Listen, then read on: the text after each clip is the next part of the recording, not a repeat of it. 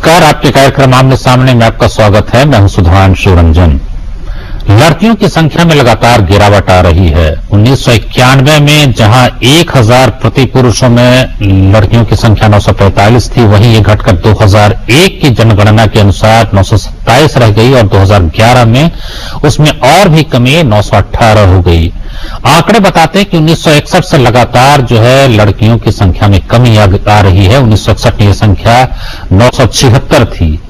तो ये जो लिंगानुपात है उसमें जो कमी आ रही है बहुत बड़ी चिंता का कारण है, क्योंकि समाज में स्त्री और पुरुष दोनों की जरूरत होती है, लेकिन ये संख्या लगातार गिर रही है। इसीलिए प्रधानमंत्री ने बेटी बचाओ बेटी पढ़ाओ योजना शुरू की है। बेटियों की संख्या कम हो रही है, इसके कई कारण है। एक तो भ्रूण हत्या है, वो तो है ही, लेकिन उसके बाद भी जन्म के बाद जो कहा जा रहा है कि भेदभाव हो, भी इसकी बहुत जिम्मेदार है। पिछले साल 14 जून को राष्ट्रपति प्रणब मुखर्जी ने संसद के संयुक्त सत्र को संबोधित करते हुए इस योजना के बारे में कहा था और बाद में बजट भाषण में भी इसका उल्लेख है और प्रधानमंत्री ने विधिवत रूप से इसकी शुरुआत कर दी है। तो आज हमारा यही विषय है कि लड़कियों की गिरती संख्या जिम्मेदार कौन, और इस बहस में शामिल है ज्योति तिवारी, जो कि All India Forgotten Women's Association की प्रतिनिधि हैं। हमारे साथ कुमकुम कुमार हैं जो एक्शन एड से जुड़ी हुई हैं। रिजवान परवेज है जो कि गर्ल्स काउंट संस्था है उसके कोऑर्डिनेटर हैं, संयोजक हैं, और हमारे साथ रंजना कुमारी हैं जो कि सेंटर फॉर सोशल रिसर्च सामाजिक शोध केंद्र की निदेशक हैं। आप सबका स्वागत इस कार्यक्रम में। और साथ ही जयपुर में हमारे साथ डॉक्टर मीता सिंह है जो कि एक एक्टिविस्ट हैं, डॉक्टर हैं, और साथ ही राज्यसभा की समिति में भी रह चुकी हैं इसी विषय के ऊपर, और PNDT पे भी काफी उन्होंने शोध किया है।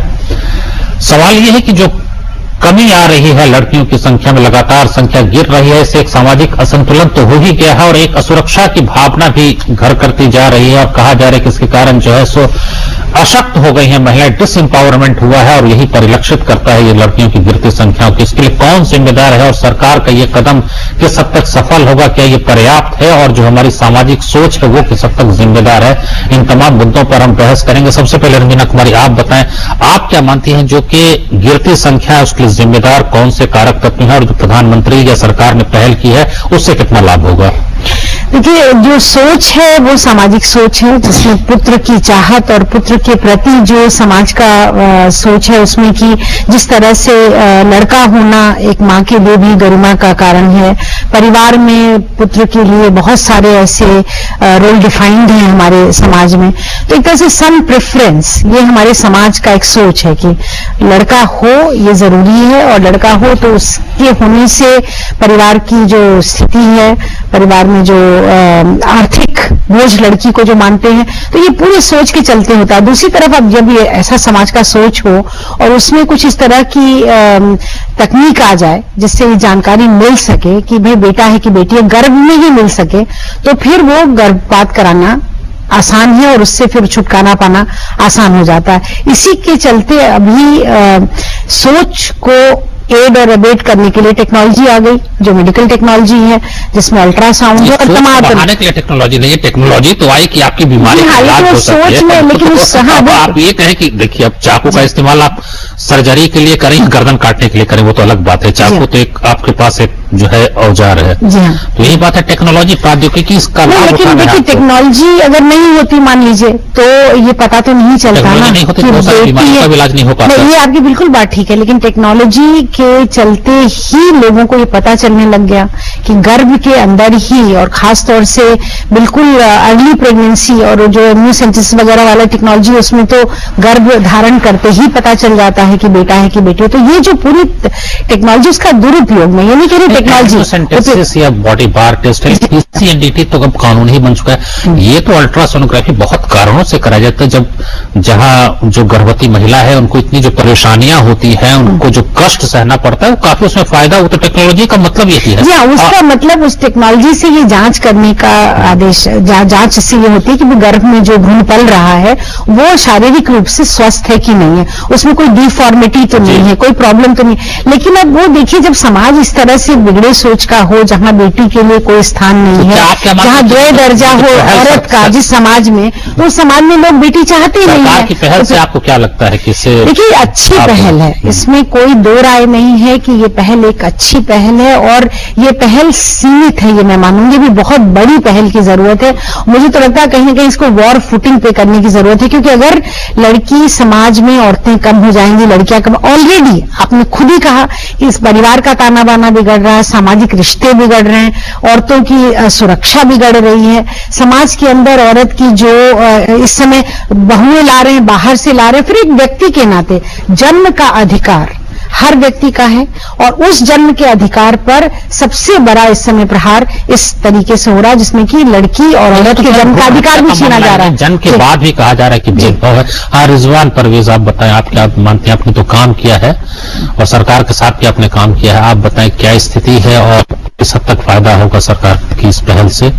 देखिए, जैसे रंजना कुमारी जी ने बात रखी और इस मुद्दे पे प्रकाश डाला, ये मुद्दा जो घटता शिशु लिंग अनुपात का मुद्दा है, ये मेरे हिसाब से काफी पुराना है। जैसा कि आपने डेटा भी बताया, 1961 से लेकर के 2011 जनगणना तक लगातार ड्रॉप हमने प्रति 1000 लड़कों को लड़कियों की संख्या में गिरावट देखी है।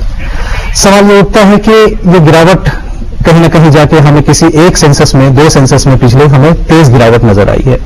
और जैसा रंजना जी इंडिकेट कर रही थी, टेक्नोलॉजी के मिसयूज का, वो कहीं ना कहीं उसका एक रोल देखने में आया 1991 के जनगणना के बाद। 1994 में लिंग जांच को रोकने के लिए 1994 में कानून बना था, 1996 में लागू किया गया। उसके बाद ये, मुझे ऐसा लगता है, मेरी याददाश्त में ये प्रथम बार है जो किसी सरकार ने इस पे इतना बड़ा कदम उठाया है।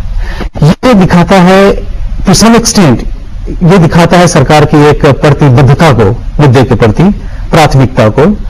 और देखिए, इस तरह का जो कैंपेन बेटी बचाओ बेटी पढ़ाओ, ये कैंपेन जो सरकार ने शुरू किया है, एक इसकी शुरुआत देखिए, लोकसभा इलेक्शन जो लास्ट ईयर हुआ था, उसके पहले जो कई पार्टियों ने अपने घोषणा पत्र में, उस वक्त मुझे याद है कि बहुत सारे सिविल सोसाइटी ऑर्गेनाइजेशंस ने ये मांग रखी थी कि लड़कियों की जो संख्या घट रही है, इसको पॉलिटिकल पार्टीज अपने अपने मैनिफेस्टो में ले, इसको एड्रेस करें, क्योंकि ये बहुत बड़ा मुद्दा था हम सभी संगठनों के सामने।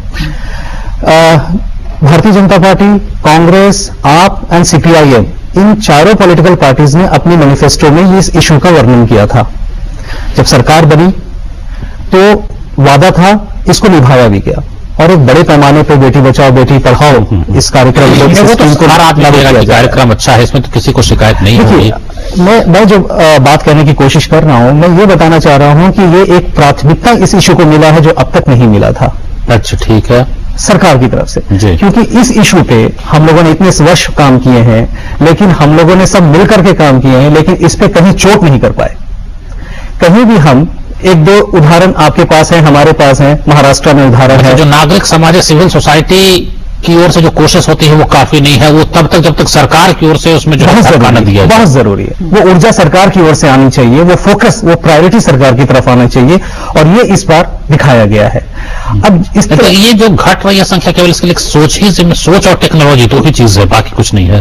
देखिए, दोनों चीजें हैं, सोच तो है ही है, जो महिलाओं का जो लो स्टेटस हमारे समाज में है, जिस तरह से 2 दर्जे की जो एक स्थिति है महिलाओं की। आप देखिए, हम रिजर्वेशन की भी बात करते हैं, 33%, 50% रिजर्वेशन की, आखिर हम क्यों बात करते हैं? तो ये अगर आप टॉप टू बॉटम देखेंगे तो आपको अनइक्वल स्टेटस हमारे साथ जयपुर से डॉक्टर मीता सिंह भी जुड़ गई हैं, जो ये dignity for girl child foundation की निदेशक हैं और साथ ही राज्यसभा की समिति के साथ इन्होंने काम किया है।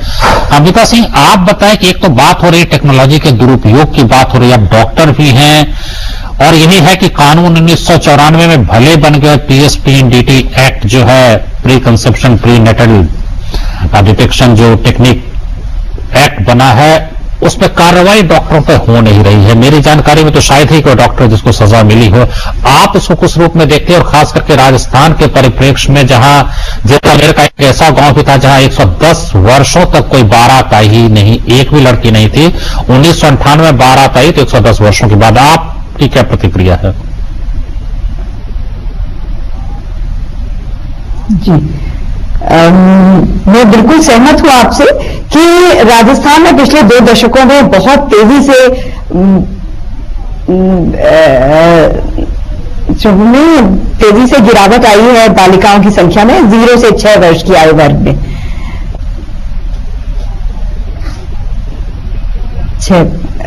और यहां पर हम देख रहे हैं कि डॉक्टरों का भी इसमें मिसयूज ऑफ टेक्नोलॉजी उतना ही जिम्मेदार है जितनी कि सामाजिक सोच। बोलती रही मीता जी। जी, और मैं यहां पर यह निवेदन करना चाहती हूं कि धीरे धीरे pre conception pre natal diagnostic technique का ये जो कानून है जो कि लिंग जांच का निश्चित करता है, उस कानून के चलते यहां पर एक डर बैठा है उन डॉक्टरों में जो ये काम करते थे, तो और कुछ पकड़ धक्कर दी हुई है। कुछ ऐसे डॉक्टर्स पकड़े गए हैं जो ये काम करते थे, उनको रंगे हाथों पकड़ा गया है, चाहे वो डिकॉय ऑपरेशन के द्वारा हो या वो वायलेशन जो उसके द्वारा हो। तो को और मुझे लगता है कि इसमें डॉक्टर मीता साहब आपकी आवाज हमें साफ नहीं मिल रही है। हम दोबारा आएंगे, आपकी आवाज साफ नहीं मिल। हाँ ज्योति तिवारी, आप बताएं, आप क्या मानती है? जो अभी तक सबों ने कहा है कि तो सोच है और टेक्नोलॉजी ये जिम्मेदार है और सरकारी पहल से काफी फायदा होगा, हालांकि ये शुरुआत है और भी करने की जरूरत है। आपका क्या मानना है, ये जो हमारी सोच है उसके लिए कौन जिम्मेदार है? आप इस पूरे प्रकरण को किस रूप में देखती हैं? देखिए, सेव इंडियन फैमिली फाउंडेशन काफी खुश होता है अगर ये भेदभावपूर्ण ना होता तो। बेटी बचाओ बेटी पढ़ाओ, यदि आप इसको बच्चों को बचाओ बच्चों को पढ़ाओ तो ज्यादा अच्छा होता। सिर्फ बेटी को बचाने का मतलब है कि आप भेदभावपूर्ण, फिर से एक नई पॉलिसी आ रही है जो भेदभावपूर्ण है। ठीक है। दूसरी बात यह है कि जब आप टेक्नोलॉजी और सोच इन सब की बात करते हैं, मुझे बड़ा आश्चर्य होता है कि जब आप बेटी बचाने और पढ़ाने की तो बात करते हैं मगर उस पर उत्तरदायित्व नहीं छोड़ते। क्यों हो रहा है ऐसा कि लोगों को बेटा चाहिए? क्यों लड़कों की चाह है और औरत में ही है, मां में ही है? अभी रंजना जी कह रही थी कि बड़ी गौरव की बात होती है, गरिमा की बात होती है मां की। आप उस मां को क्यों नहीं पनिशमेंट देते, कभी भी कुछ सजा क्यों नहीं देते उसको, और उसके पीछे का कारण जानने की कोशिश क्यों नहीं करते? लड़का घर का बंधुआ मजदूर होता है जो जिंदगी भर कमा कमा के खिलाता है, इसलिए लड़का चाहिए होता है। आप सीआरपीसी 125 में रिस्पोंडेंट बनाइए लड़की को कि वो उत्तरदायित्व उठाएगी। देखिए चीजें कैसे बदलेंगी। यदि सशक्तिकरण देना चाहते हैं तो सशक्तिकरण दीजिए। इस तरह की नीतियों के द्वारा उनको भिक्षावृत्ति मत दीजिए कि ठीक है सारी फैसिलिटीज तो आपने दे दी मगर उत्तरदायित्व उनको एक भी नहीं दिया। ठीक है। दूसरी बात यह जो लिंग अनुपात की बात हो रही है, प्राकृतिक अनुपात भी 950 1000 का होता है। 1000 पुरुष में 950 महिलाएं। बहुत बड़ी बात नहीं है, ये बायोलॉजिकल फैक्ट है, अपनी अपनी कह रही है। ऐसा होता है, इसको बढ़ा चढ़ा के प्रेजेंट किया जा रहा है। उसके पीछे क्या मंशा है ये नारीवादी बेहतर बता पाएंगे क्योंकि वो अवैज्ञानिक तरीके से चलते हैं। उनको वैज्ञानिक तरीके से सिर्फ जज्बातों पर चलती नहीं है दुनिया। कमा के जो आदमी लाता है उसकी जरूर से जरूर आगे उसकी चाहत होगी ही। इसमें बड़ी बात क्या है, भेदभाव है उसके। ऐसा मैं एक चीज खाली इस समय सुधांशु जी बीच में बोलने के लिए माफ करिएगा, लेकिन ये कि दुनिया में जो विकसित देश हैं, सब देशों के अगर आप आंकड़े देखेंगे तो विकसित देशों में पुरुषों से ज्यादा महिलाएं होती हैं। जैसे मान लीजिए आप किसी भी एक देश को उठा ले, स्वीडन का आंकड़ा है, वहां पर आप देखेंगे तो 1000 अगर औरत आदमी हैं तो उससे 1015 औरतें हैं। इसके केरल में देख लीजिए तो ये महिलाओं के ये ज्योति जी ये मुझे लगता है जानकारी की कमी की वजह से जानकारी है। आप पक्षपाती आंकड़े पेश कर रही हैं, स्वीडन की बात कर रही हैं, वहां की मां का व्रत भी नहीं रखती होंगी कि पुत्र पैदा हो। ठीक है। तो समस्या महिला में है, उनको समझाइए ये चीज कि घर के लिए बंधुआ मजदूर लाने की बजाय बेटी को जिम्मेदारी देना शुरू करें घर की, कि वो कुछ जिम्मेदारी उठाए। वो ठीक है, वो सही हो सकता है लेकिन वही सही है। ज्योति तिवारी एक सही है। एक बात बताइए ना, अभी बेटी बचाओ की बजाय सीआरपीसी 125 में बेटी को रिस्पोंडेंट बनाइए और फिर देखिए। नहीं, लेकिन अभी आंकड़े बताते हैं कि जो 1 से 6 वर्ष के जो बच्चे जिनकी अकाल मृत्यु हो जाती है वो 61% लड़कियों के मामले में ज्यादा है, लड़कों आप गिनते ही लड़कियों को है ना, आप लड़कों को गिनते ही कहाँ? गिनते तभी तो आंकड़े आए। नहीं, आप पक्षपाती तरीके से गिनते हैं ना। मुझे उन बच्चों का जेंडर बताइए जो माई बॉडी माई चॉइस के आधार पे अबॉर्ट करवा दिए जाते हैं, अनमैरिड लड़कियां अबॉर्ट करवा देती हैं। क्या हमने उनका जेंडर जानने की कोशिश करी है कि उनमें से कितने लड़के थे जो मार दिए गए? कोई नहीं जानने की कोशिश करता।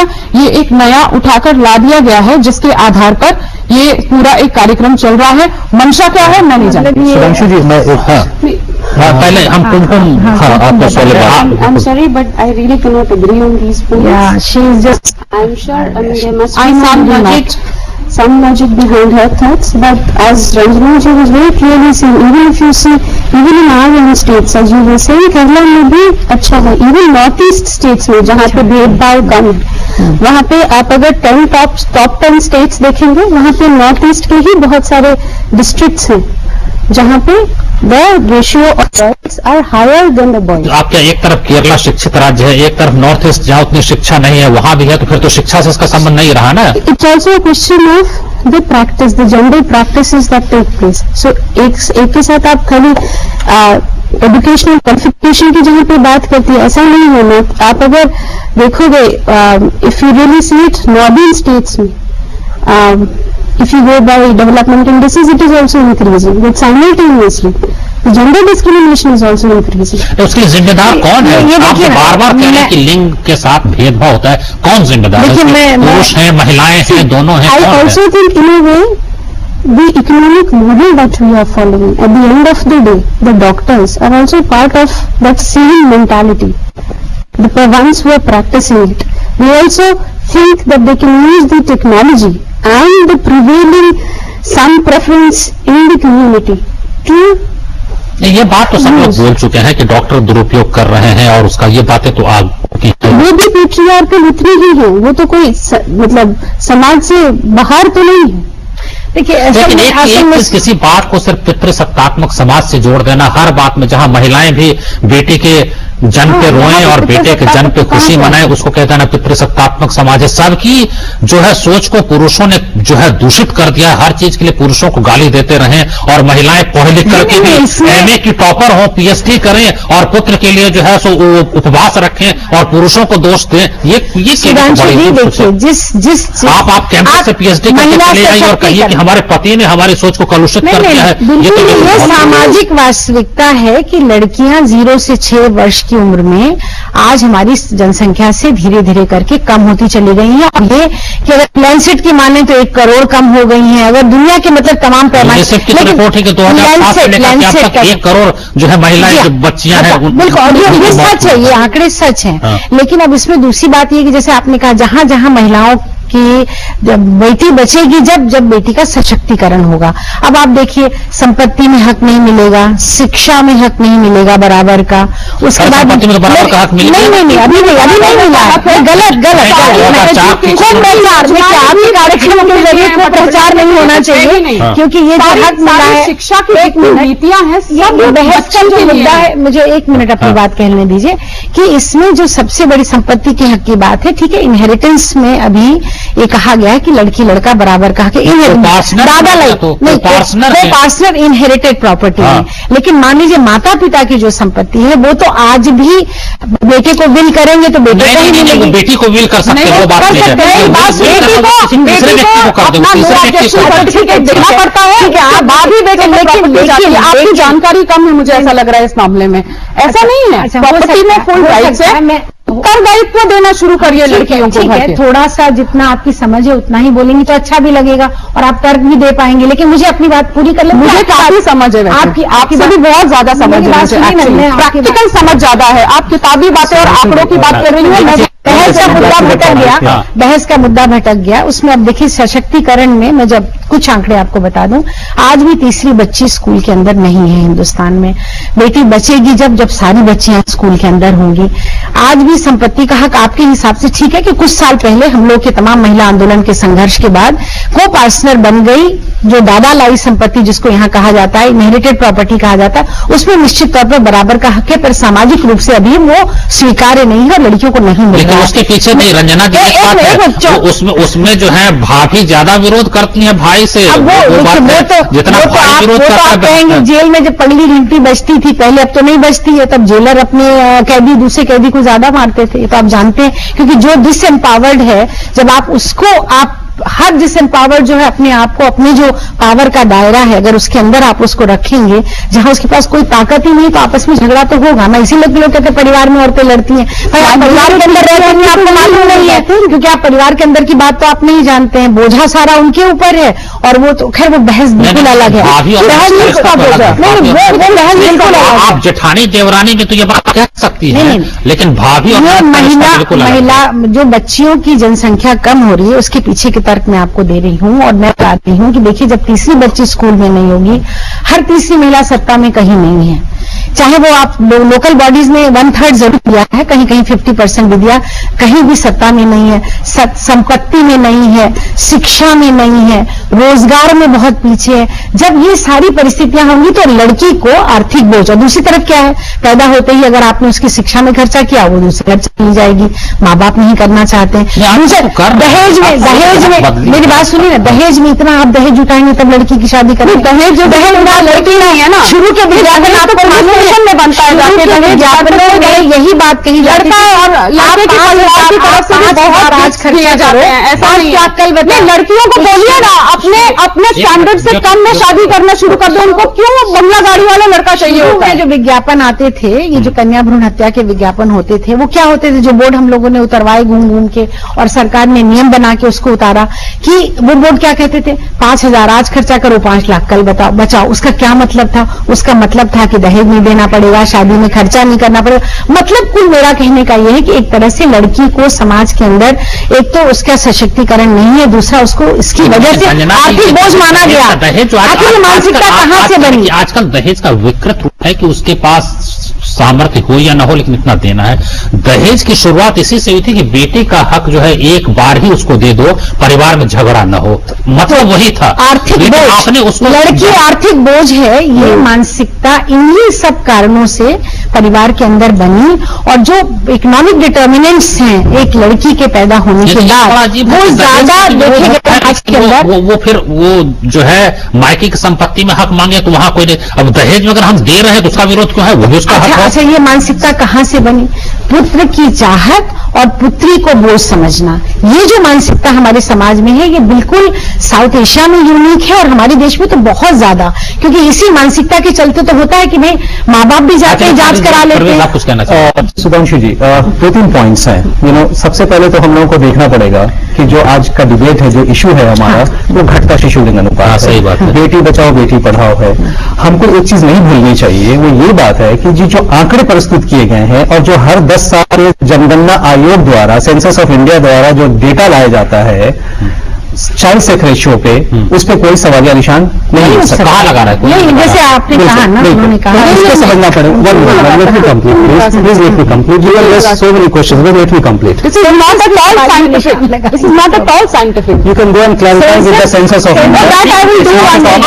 That I will do one day. ज्योति, हम ये मान लेते हैं कि उस आंकड़े जो है सही है, उसके बाद नहीं, आप मेरी तरफ इशारा करके नहीं कह सकती है ना। दूसरी कह रही थी बात सुधांशु जी, दूसरी बात हम लोगों को देखना पड़ेगा, जो आपका टॉपिक है, चर्चा का टॉपिक है कि लड़कियों की संख्या क्यों घट रही है और क्या इस तरह के प्रयास की आवश्यकता है जो सरकार ने उठाए।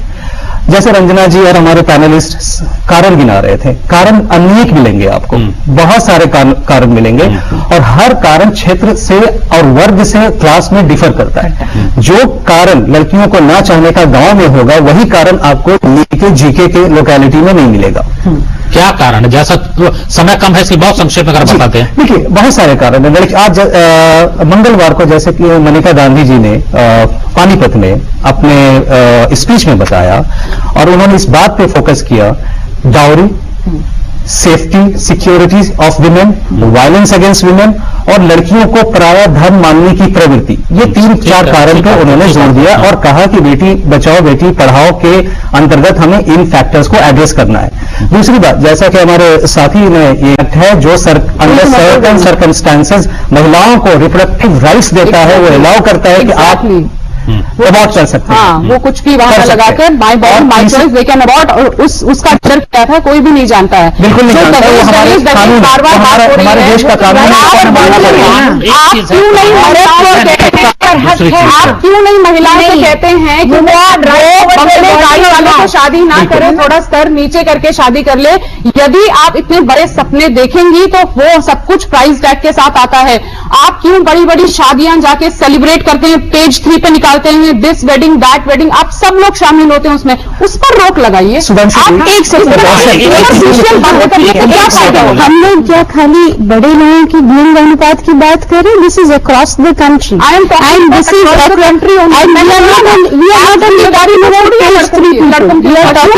मजदूर बना के रखा हुआ है आपने घर का। And we are also talking about people जो रूरल एरियाज में है, जहां पे चाइल्ड सेक्स रेशियो की जहां पे बात है, जिस स्टेट्स में सपोजेडली ट्रेडिशनली बहुत अच्छे रेट्स थे, वहां पे भी स्लिप किया है लगातार। वेस्ट बंगाल में भी 1980s से धीरे धीरे स्लिप।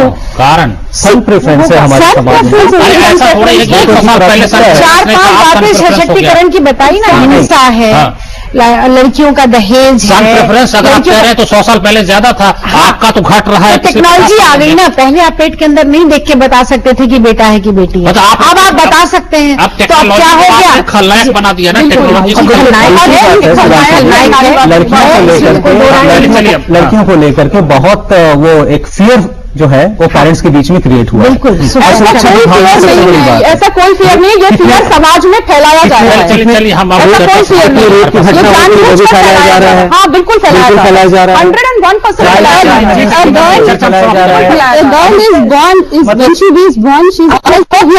है। गर्ल बनाया जाता है, बहुत संस्थाएं moment she is born she is not accepted. पुरुषों पर बोझ बढ़ता हो रहा है, पुरुषों की जीवन प्रत्याशा कम होती जा रही है। क्योंकि बहुत ही अहम मुद्दा है और ये बात साफ है कि जो आंकड़े बता रहे हैं वो चिंता का कारण जरूर है।